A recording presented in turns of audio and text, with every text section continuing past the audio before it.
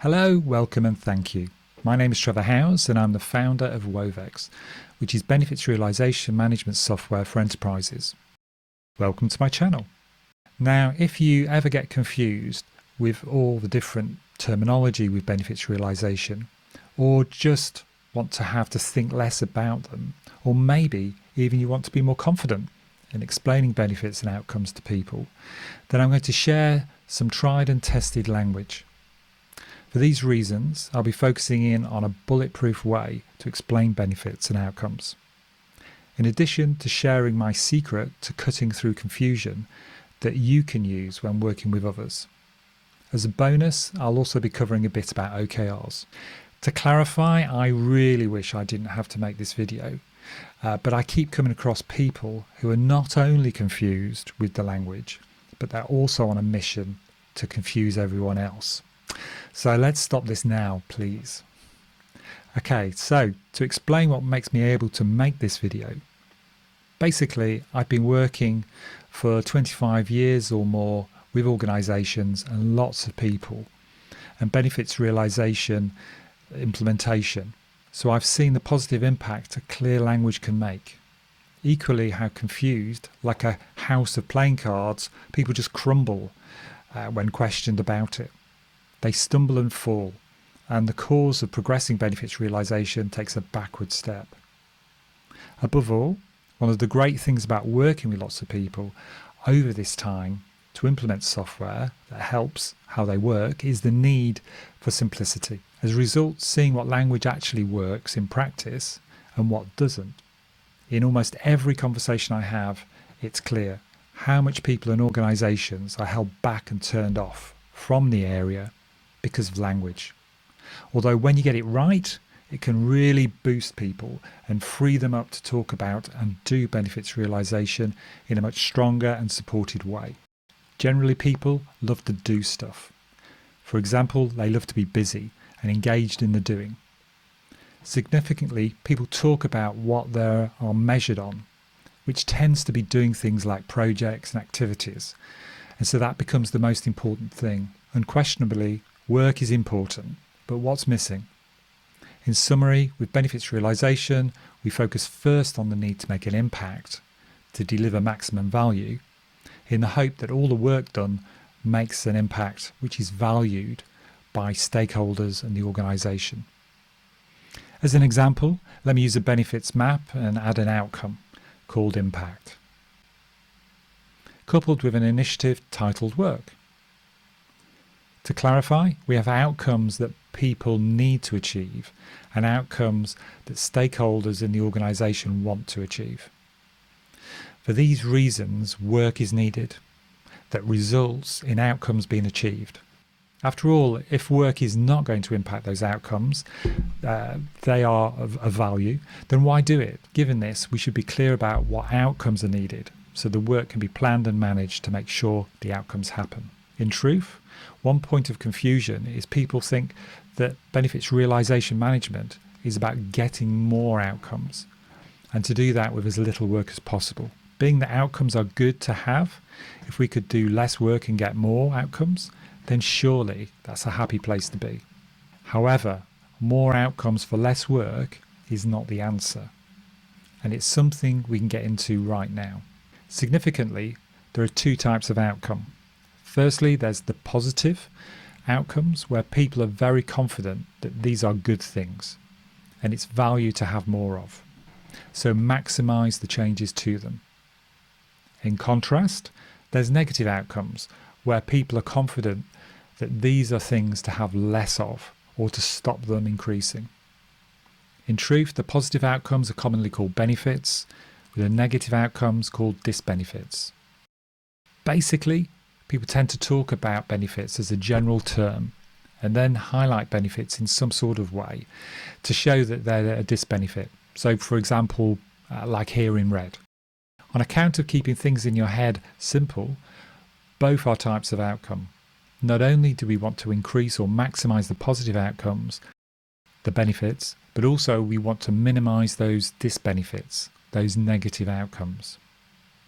And as I've said, benefits realisation is not to get more outcomes, but to have greater management of outcomes. In general, to maximise the value from positive outcomes, minimise the negative outcomes. Of course, if we can do that and do less work, then everyone's a winner. To be sure, I like outcomes, and another thing I really like about them is when you use the outcome term, there's no judgment. Take the case of a positive outcome for an organisation, being a process that's performed with less people. For those working on the process, that would likely be a negative outcome. To be sure, it's easy to get emotionally involved in the content. Now, provided your role is to facilitate a process, then I find it best to keep focused on the process rather than the content. With this in mind, whoever you asked, it would still be an outcome. So back to the clear and simple language and thinking in outcome terms. After all, outcomes are results that represent things valued by the stakeholders and the organisation. Because I have a simple brain, when I speak to people, I always think, are they talking about things valued by stakeholders and the organisation? Okay, that's outcomes. Or are they talking about things needed to get them? That's the work. That's in very simple terms, and as an aside, in another video, I'll focus on work in a lot more detail. But for now, let's shift gear. In truth, all outcomes are not created equal. Take the case of objectives and goals. To be sure, these are also results that are valued by stakeholders and the organisation. This time they tend to be important outcomes that also help provide information to people so they can use them to align strategically with. To repeat, they provide needed context of what outcomes are really valued by the organisation and stakeholders. With the result that those planning what work is needed, they can know which objectives and goals to align to. So we just want the good stuff, not any old ones. So let's look at WOVEX. Generally, I would have had to understand goals to achieve, what they are, so let's add one now. Then the objectives that are relevant to a change that is needed. Then add the outcomes needed to achieve them, and the work then needed to deliver a change in the outcomes. In summary, there's a hierarchy to outcomes, and cause and effect is an important concept. So any work needs to be planned and managed to cause the objectives and goals to be achieved. Given that, if we change the picture a bit, we can see that it's unusual to do work with what is delivered for that to immediately lead to satisfying goals and objectives. To illustrate, there's often a number of outcomes that need to be achieved before others can. Then some more, and so on. Now check out my mapping videos for examples of these. And to explain the process, well, first you'd identify the goals and understand what objectives are needed, that if they were achieved, they would help move us closer to reaching each goal. Then we would look to see, given these objectives, what outcomes are needed to achieve those. This process would then be repeated to say, okay, if we have some outcomes we need to achieve, are there any other outcomes we need to do before that? Then these need to be achieved. And can we take this all the way back to the work? And we'll have a whole set of outcomes that we need to plan the work needed for, to change those outcomes for them to happen. And what should that be? For example, let's look at a benefits map where you can see a set of goals. Secondly, you can see the objective expected, that when met will move the organisation closer to the goals. Thirdly, let's add the outcomes in. So you can see a flow of cause and effect with an increased efficiency being achieved in manual processes. This will contribute to the time to respond to customers reduced, improved service being achieved, and it moves the increased customer satisfaction objective to being achieved and the people goal. When we add the work, if we add that in, here shown as initiatives, we can see what is needed to contribute to those outcomes being achieved. Significantly, we can see the path of cause and effect more clearly here. A point often overlooked is when we talk about outcomes, we tend to talk about general things like increased customer satisfaction, reduced time to satisfy a request, have a reduced impact on the planet. while they help tell the story of what is valued, but these are not very specific, measurable things. And in benefits realization management, getting specific can take its impact to another level. We need to know what needs to change and how can we evidence that change with data. So we need to be able to have some measures for outcomes which we can gather data on, and we can add some forecasts against. So we know specifically the level of each outcome that needs to change for the outcome to be achieved. Now, adding measures to outcomes helps us then understand, as we go back down the chain of cause and effect, how much measured change is needed in the outcomes before the impact to the outcomes can happen after them. And so all the way back to the work. And this helps us understand the type and scope of work and the scale of it, what is needed and what it needs to do to change those immediate outcomes that they need to have an effect on. As a basic point, getting down to measures is really, really important. For example, by looking back on the benefits map, we can add in the measures. In this case, process efficiency is being specifically measured by process steps. There's also a time to respond measure and customer churn rate measures.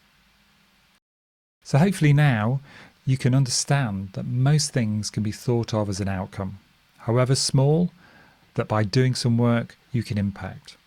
And then, like a domino effect, that in turn can impact other outcomes, which we can also measure a change in, moving us forward to meet those objectives and goals. So they're all outcomes.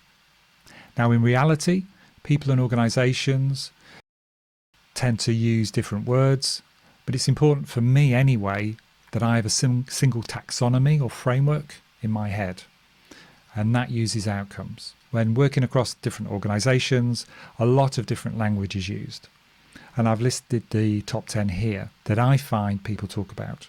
Some are more controversial than others, for example, like capabilities. And I'll do another video on the language more in terms of when you're creating, for example, benefits maps and work. A very common one is the use of benefits as a general term.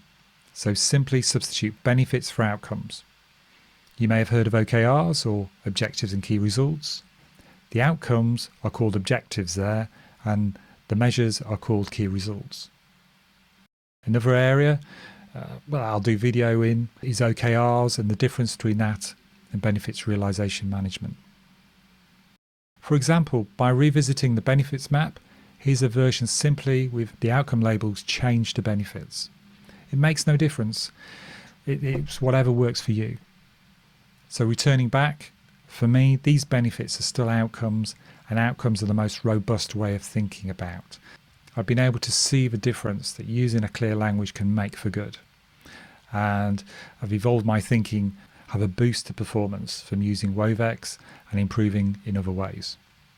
And for me, I wanted to create this video as I couldn't find anything like it. Also, because I know how much language can hold organisations back.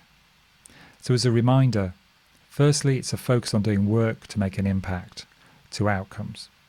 And this really is around splitting the focus on work to work that enables you to achieve outcomes. Secondly, it's not just about doing and getting more outcomes, but being able to increase the management and control of outcomes that are valued by the organisation and stakeholders. As a result, in a lot of cases, you can just focus on the work that will make the difference. Thirdly, we've broken this cause and effect relationship down to say that outcomes are a way of describing these. Fourthly, not all outcomes are created equal, but objectives and goals, they can help with strategic alignment. In essence, to make sure everything you can deliver leads to maximum value. Next, we went through measures. Most importantly, so we can get specific on our forecasts and understanding what is actually happening. Now, personally, while I use outcomes in my head all the time, I do appreciate that some people might want to use benefits. They might want to use objectives. So whatever you focus on and use, it's important you have a frame of reference in your head that you can go back to, irrespective of what other people might say. You've got to have a way of making sense.